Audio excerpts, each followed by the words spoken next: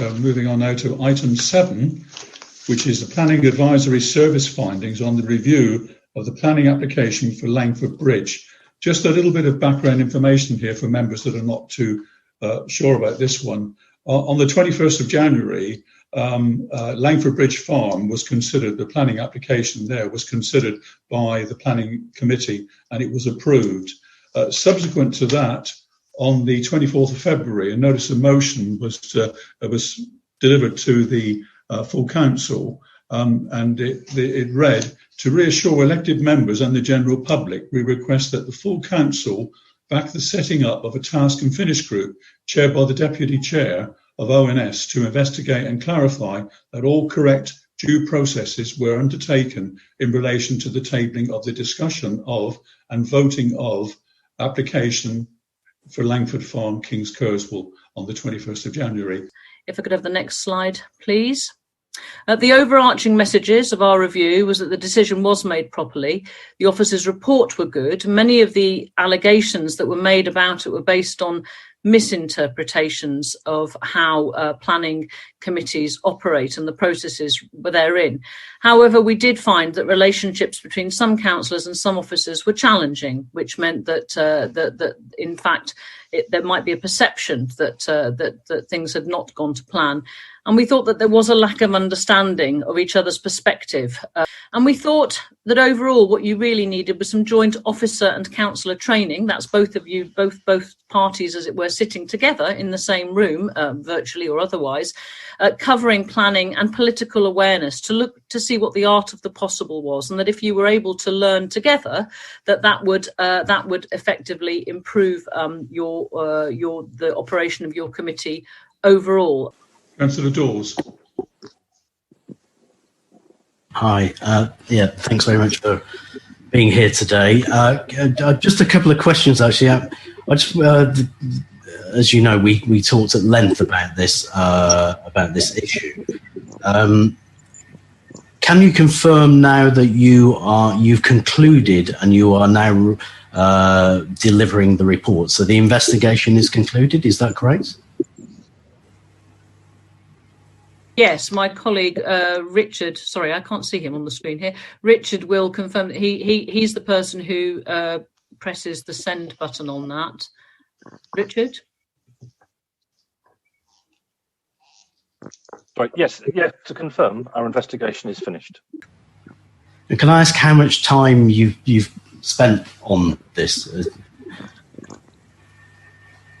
I couldn't answer that precisely, but it's been a great deal of time. I should imagine between the hours that myself and my colleagues have spent on interviews and reading it, it's been quite a few. I don't know if Richard is the one who monitors what we all do. Do you have a view on that, Richard? Yeah, I think it's been all told about 4 days. Could I ask that within that 4 days, it might have been a good idea to watch the planning meeting that the investigation was about?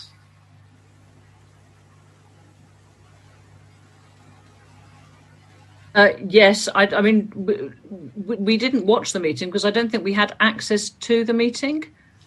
Richard, can you confirm what we had by way of access to a recording of that meeting? It was obviously held before Zoom.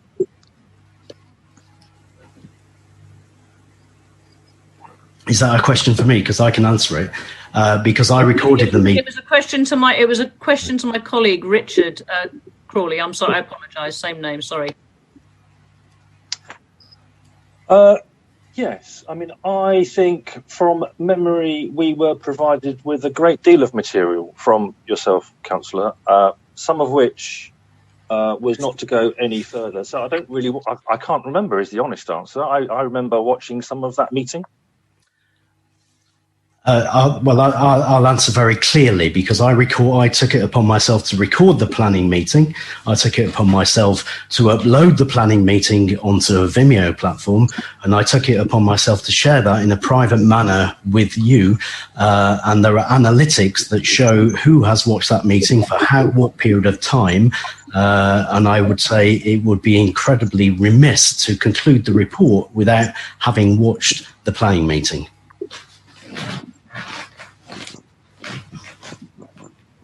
We will reflect on what you've said, Councillor. Thank you. Thank you. Councillor Mullone. Thank you, Chair. Yeah, I'm sorry. I can't quite believe what I'm hearing here, to be honest. When this was put forward, Councillor Cox said it was because we needed to lance the boil around this decision. That boil it was formed upon a planning meeting. Now, for this committee not to have bothered watching that planning meeting and then come back here and make a presentation with a lot of, I'm sorry, but flannel about the art of the possible, this is ridiculous. It is an absolute whitewash. I'm sorry, but this is just not good enough. You were asked to reflect upon a planning meeting and you haven't watched it. I'm sorry, that's just not good enough. Thank you, Councillor Mullone. So I hear what some colleagues say about, well, did you look at the planning meeting? And I heard Councillor Rudkin say that they would reflect on that request from Councillor Daws.